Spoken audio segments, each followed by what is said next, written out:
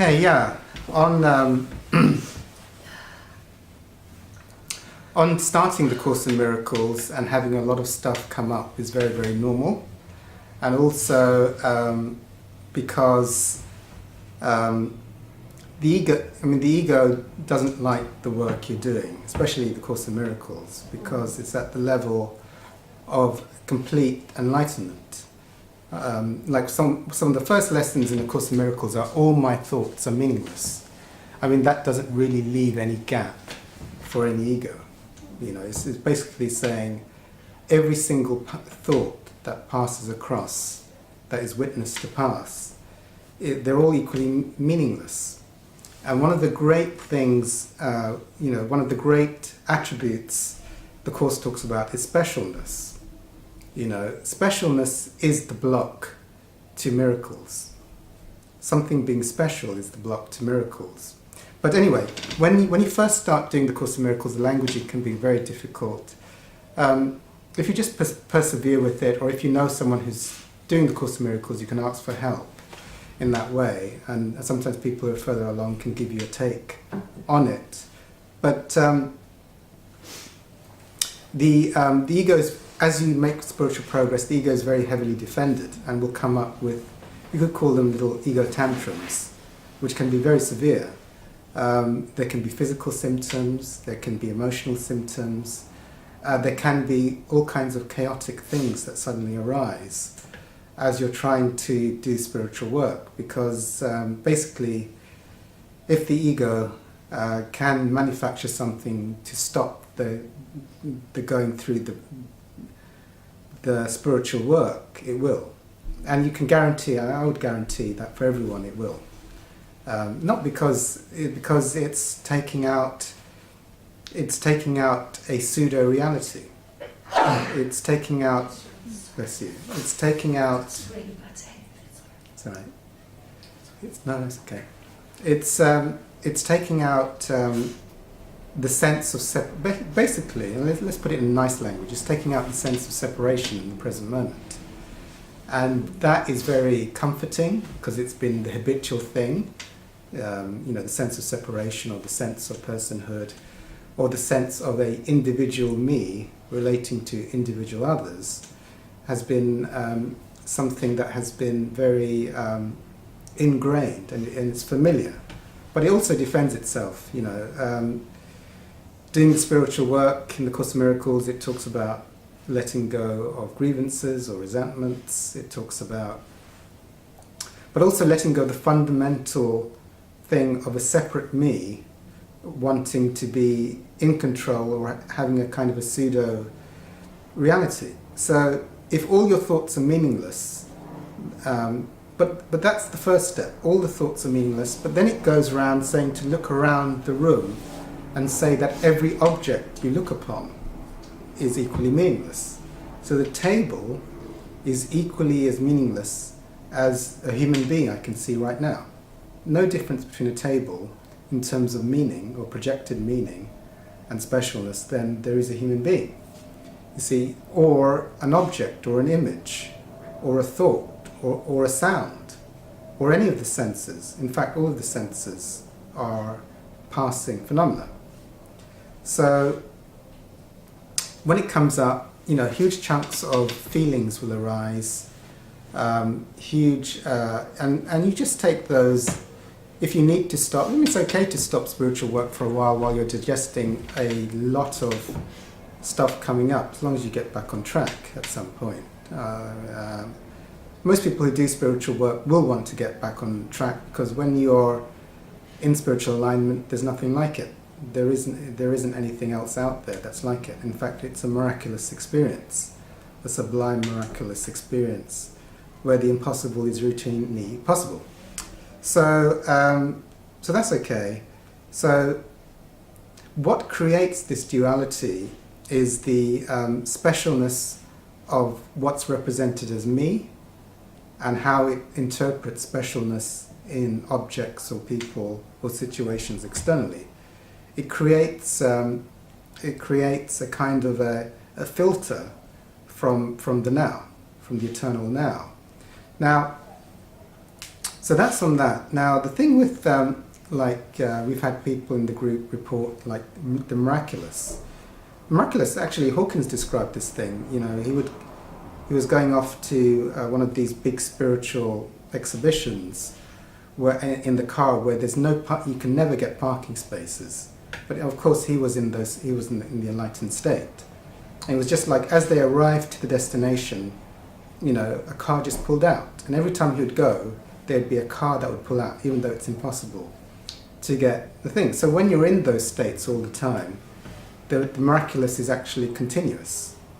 So it's the most sublime thing. You know, I shared the thing of, you know, when you start to do this work, miracles abound, like how, you know, how I found out about this place was very miraculous as well. It came, I won't go into that story right now, but so those miracles and synchronicities. So the thing to know is that you know, you don't want to relate. You know, if you're in those places, you can do a few things to not lose that. One is to, if you're in a place where you feel like you're in the flow, in the present moment, and everything is flowing, the thing is not to get hooked into anything. Even if something seemingly doesn't go right, still not to get hooked in, and then you'll protect that phase. But the thing is, of course, is like, really to maintain that, you need a few things. A few things. One could be like, there's no me, or if there is a me, then yeah, you'll have to let go of that. I'll describe how you do that. Or if an event, or a thought, or an image, or whatever it is arises in mind, it's to quickly let that go, you see, an interpretation of it. So for example, if like everything's going well and miracles are happening, you're getting car spots when you need them, you're getting tables in impossible locations, and you get offered like free money on the street, you know, those kind of things can happen in that miraculous thing. In fact, oh yeah, I remember one of mine. I was in my early days of spiritual thing. I trained as a hypnotherapist, and I wanted to get publicity. And I was listening to this meditation on abundance, where they were saying, you know, imagine being really abundant. And as I was going into this state of ecstasy, just listening to this hypnotherapy recording, and as I was just about to go off into ecstasy, my mobile phone rang. And I picked it up, and it was the Metro newspaper. It was a journalist out of the Metro newspaper. And I had just randomly emailed all of these publications to, you know, to get some publicity for my hypnotherapy practice. And they said, oh yeah, we're doing an article, can you quote? And can we discuss something? So that'll be on my website soon. But it happened as I went into that state. As I was going into that state, suddenly everything was coming my way. So that's the thing. So if suddenly it seems like something's going wrong, a feeling arises, or it seems like there's a missed opportunity, then you can do one of a few things. You either need to develop the intention to not engage in the thought or the story at all. You know, is to let it go ASAP. Because as soon as you start to, if you're in those states where there's flow and there's peace and there's stillness and everything's happening well, as soon as you start to pick up thinking, start to pick up, even if there's a feeling that arises, like say, oh, that didn't go my way, and then you start thinking, i.e. paying attention to thoughts and getting hooked into stories, that's what I mean, then your vibration is going to come down. And as your vibration comes down, i.e. as you feel like you're more in resistance to life, more a person, or more in separation, or life is treating you unfairly, then the miracles, you're going to choke off the miracles. Also, feelings may suddenly shoot up, even if you're in sublime bliss and oneness. Now, with feelings, depending on how severe the feeling is, one can, again, I would encourage not to engage in thought or a story around the feeling, either to just feel the feeling without trying to label a story about it. You just process it through and then get on and let it go. Or is to go to the observer. So those of you who are familiar with the Advaita or non-duality teachers will know that you see, as soon as you get hooked into the phenomena, you just say, well, what's observing this? So, like, you know, I could be sitting here sensing myself as my body and my thinking. But if I'm identified as my body location and the thoughts that are passing by, well, something is observing my body location and the thoughts. So as soon as I go into the observer of the passing thoughts in the body, then suddenly it cuts the energy off to being hooked into what I call a separated or personal position.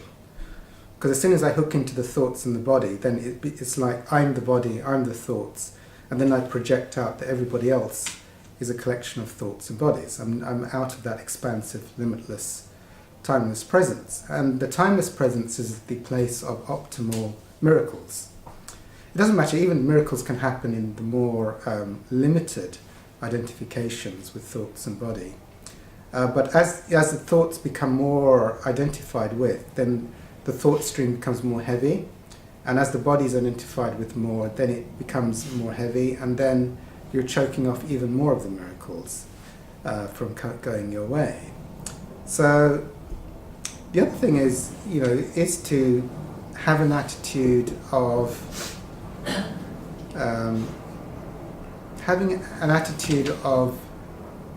loving everything that happens. What I mean by that, it's not like a dualistic thing. It's like, even if it rains, it's good. You know, or even if there's been like this morning I got a free parking space, a free meal, and someone gave me some money on the street, and then someone slaps me on the face. That's also good as well. You see, it's not to pick up the story, or to make a story about that. You see, and that will keep one in the flow of miracles. Basically, what am I trying to say? It's like, don't pick anything up under any circumstances. Don't make an edit of what happened in the past, what may happen in the future, an outcome, anything. And if, of course, life will give temptations, like something went my way or something didn't go my way. Well, that's very personal. Or I was having miracles all this morning and now they've stopped, so something's wrong. Well, if something's wrong, that means you've picked up personhood, basically. You've picked up a individual saying that labeling phenomena as something's going wrong. Well, that's what's gone wrong, you see. So it's a paradox. If you let go of things going wrong not being wrong, then you tend to stay. Because what I'm saying is, like, when you're in the eternal, limitless presence and flow, miracles tend to happen, but you don't want to relate to external phenomena, because then you're becoming person. You're becoming a person. You see, enjoying it if it's sunny, but not enjoying it if it's raining. And actually, if you were to have no personal preference whether it's sunny or rainy, then you'll tend to have more miracles.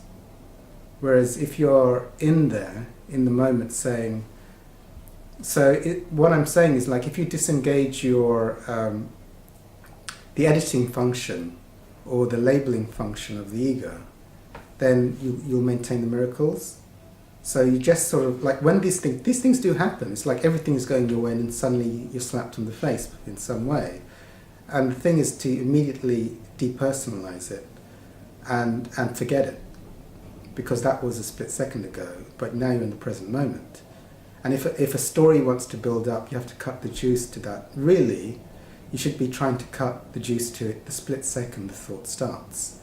So eventually it becomes like just being in the presence. You could say, this is not quite accurate, but in being in the presence prior to thoughts. Being in the presence prior to thoughts has to be like ferociously, in the beginning, protected, so that you don't allow your thoughts to label.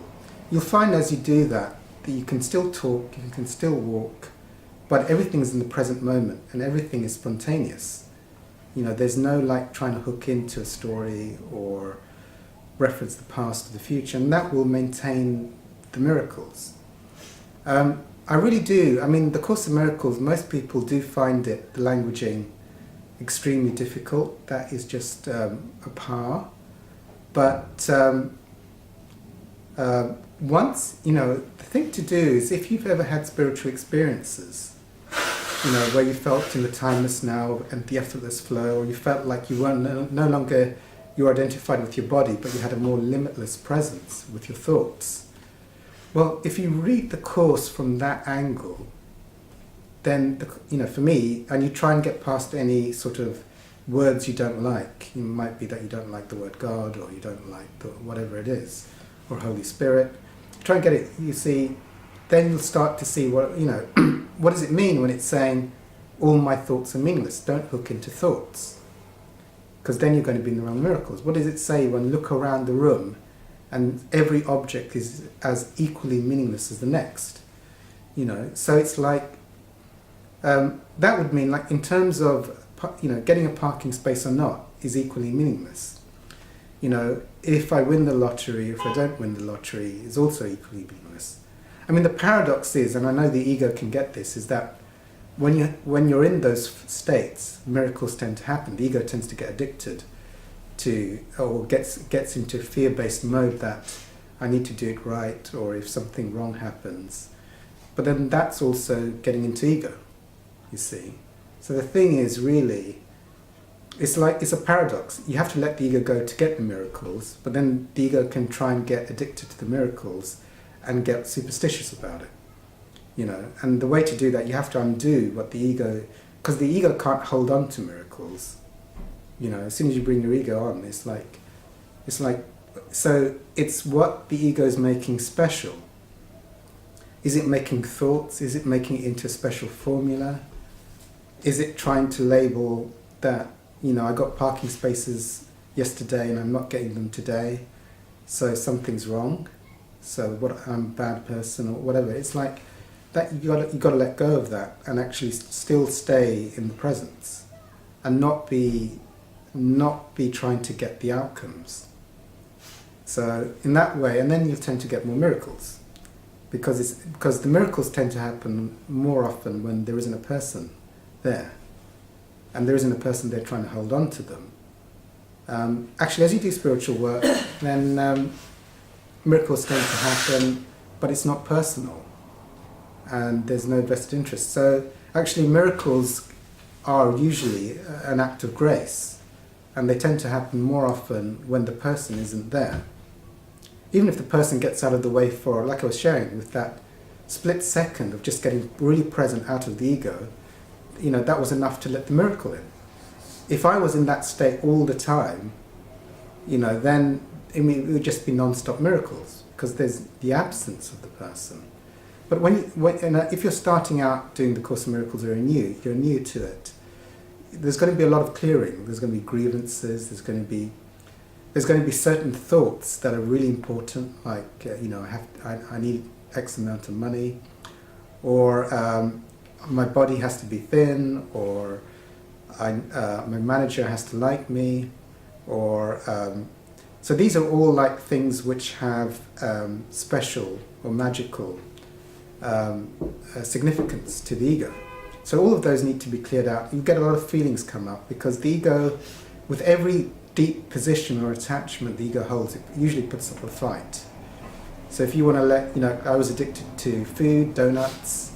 So if you're addicted, or you have a strong attachment, is another way, like Buddha said, all attachments create suffering. And I would say strong attachments create strong suffering. Light attachments hardly create any suffering. Like, if I'm attached to, you know, the weather, if I'm not attached to the weather, it tends not to create suffering for me. If I'm extremely attached to whether it's sunny or rainy, then I get huge mood swings depending on, you know, whether it's rainy or sunny. So ideally you want to have zero, if you want to be enlightened, you have to have zero attachment. You know, it's irrelevant whether it's sunny or rainy. Now, but as you start your spiritual work, big attachments will be heavily defended by the ego. Like if you're angry with your mother or your father because they did something that's unforgivable, then if you just try and let that go, generally the ego try to go to forgiveness or letting it go or make it meaningless, the ego will put up a bbig fight about it. Or you'll suddenly get a big headache. You'll go to a spiritual group and they say you should forgive everything, and then you get a big headache and you won't want to go back again.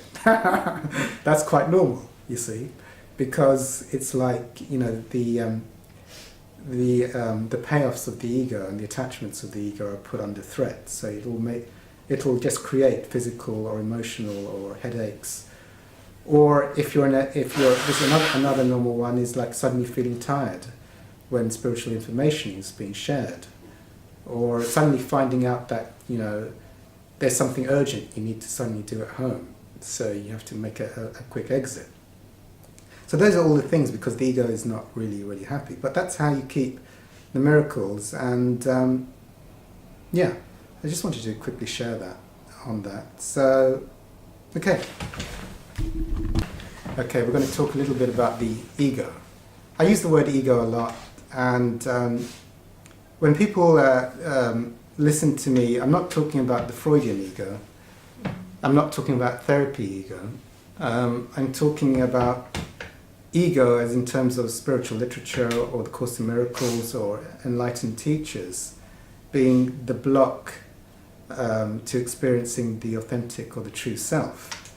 Now, I would say the easy way to how I like to describe the ego in a practical purpose for people who are on the journey of spiritual work is that when I started, when I got my kidney failure when I was at age 30 and I was in addiction and facing death, and I was in this place of huge body identification.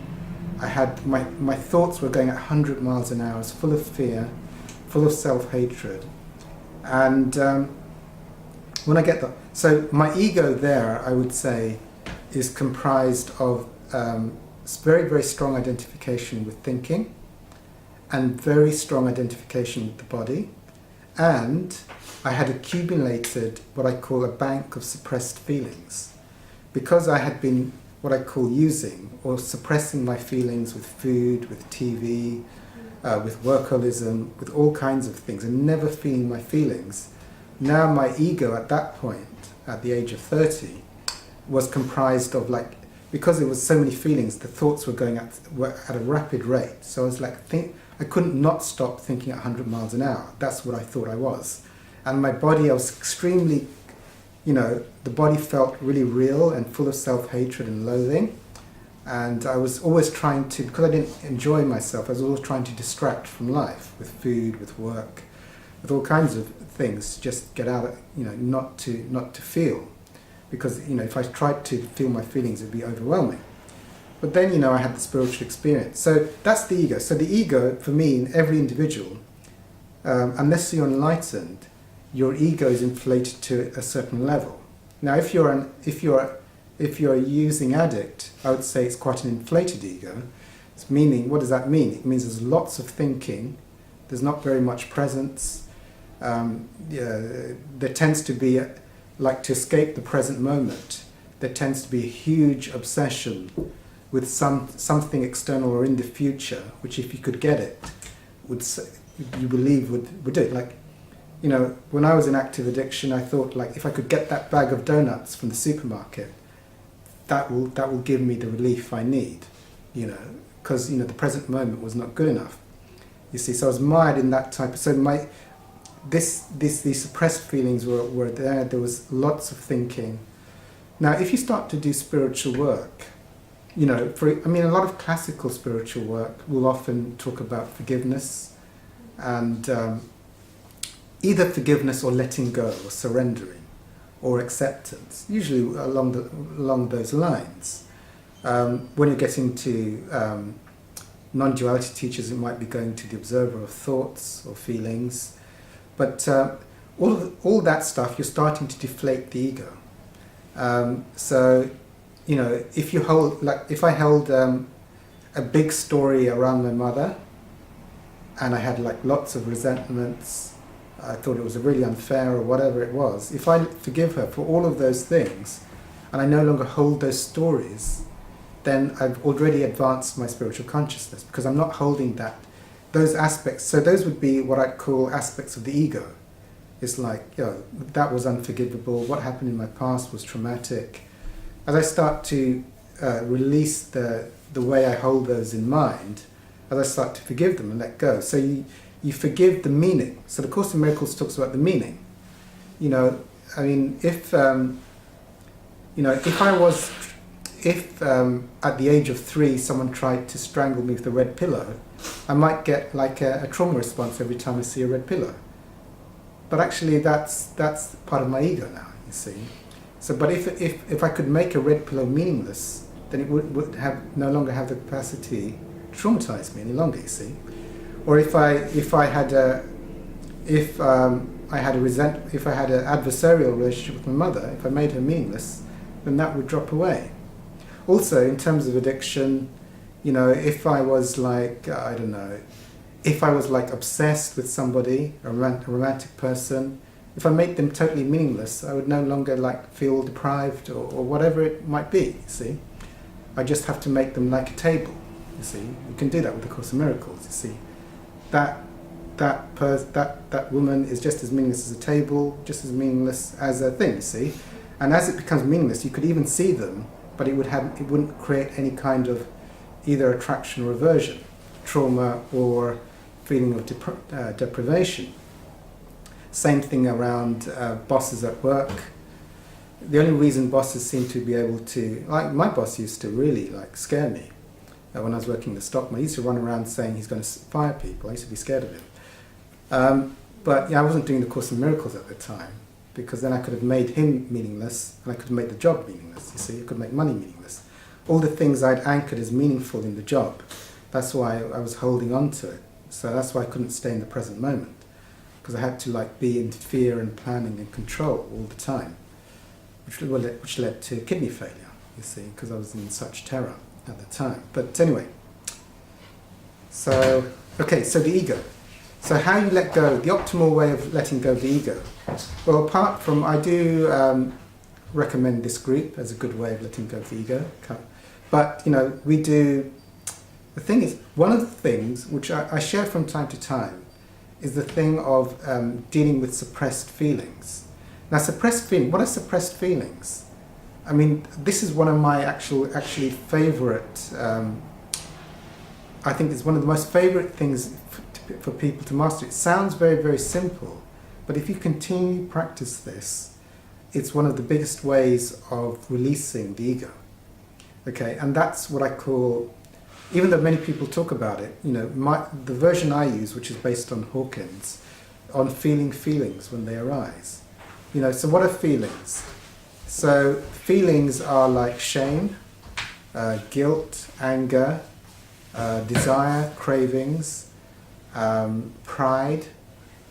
We were reading something before about wantingness and neediness. All enlightened teachers say they have no wants and needs because they're in the present moment. There's an energy of lack. So when these energies arise, if there's suddenly fear, or if there's suddenly a craving energy, it doesn't really matter what it's for. If I had fear, it doesn't really matter what it's about. If I have a craving for a donut, it's not really about the donut, it's the energy of craving, you see. Or if I have the feeling of anger, I say, oh, I'm angry because that person wasn't nice to me.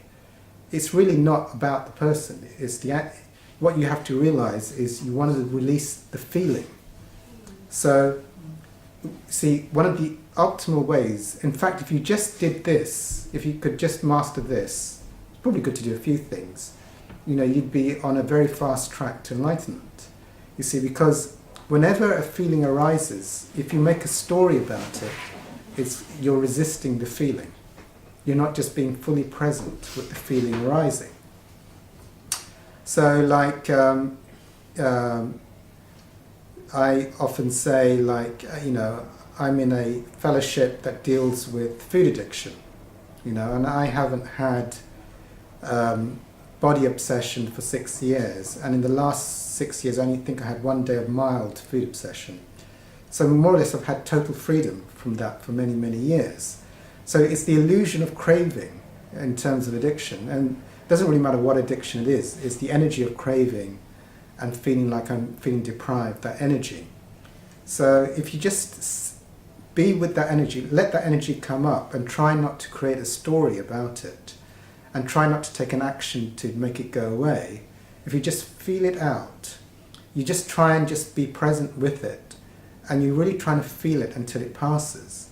And if you keep doing that, it'll keep coming back in waves, but each wave eventually will start to get smaller and last for a smaller duration. So what I did with my food cravings, like donuts, what I did with donuts can be done with a person, can be done with money, can be done with anything, any type of addiction.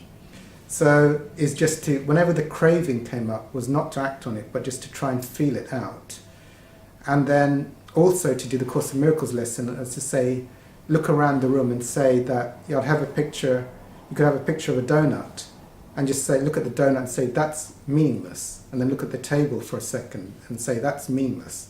So what you're doing is you're rendering that image or that person or that food item totally meaningless, so that you have a neutral response.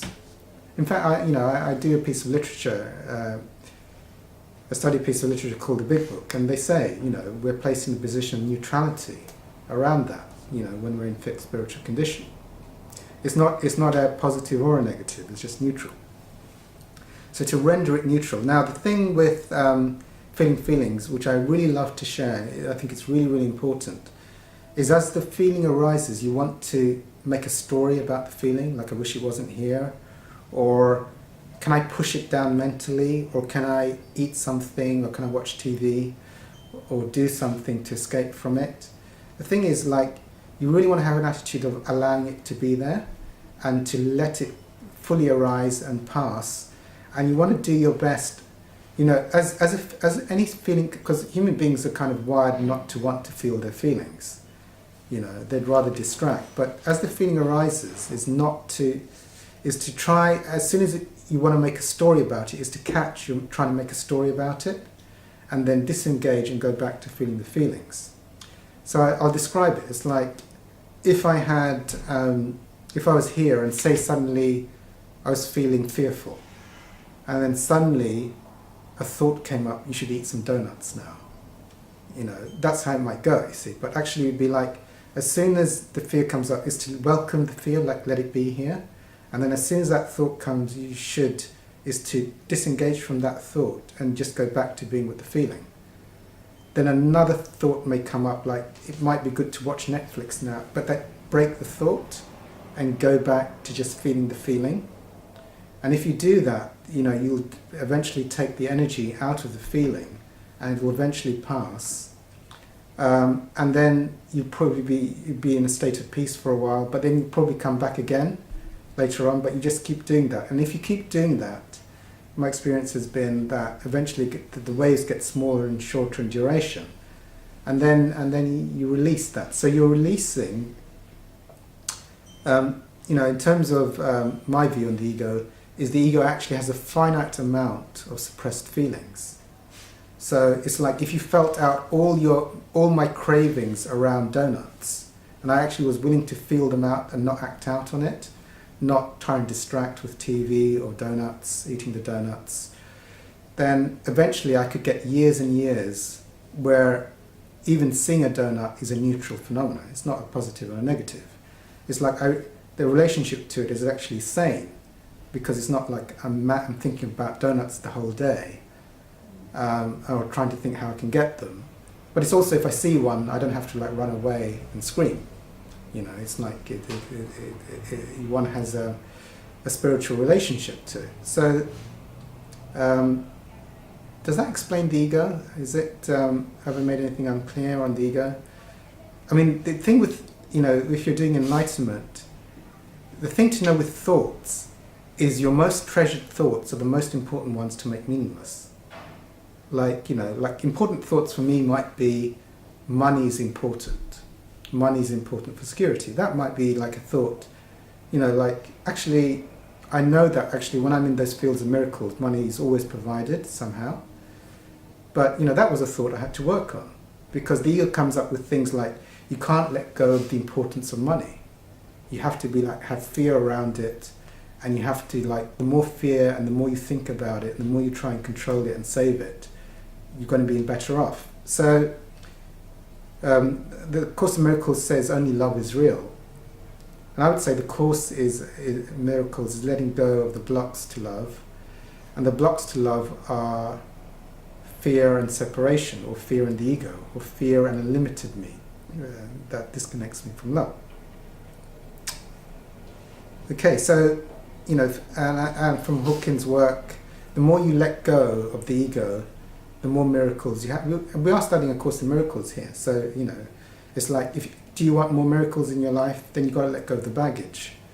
Now, I'm not saying, it's not difficult. When I was letting go of food addiction, I was having panic attacks, because it's like my ego brought up, like, you're going to die unless you eat. I was giving me panic attacks. So not necessarily, but that's early drug, that's early addiction withdrawal. You have quite severe withdrawal symptoms, but it's worth going through the withdrawal to get to the other side. So, okay, any questions on that? All straightforward on the ego? Yeah? Okay, so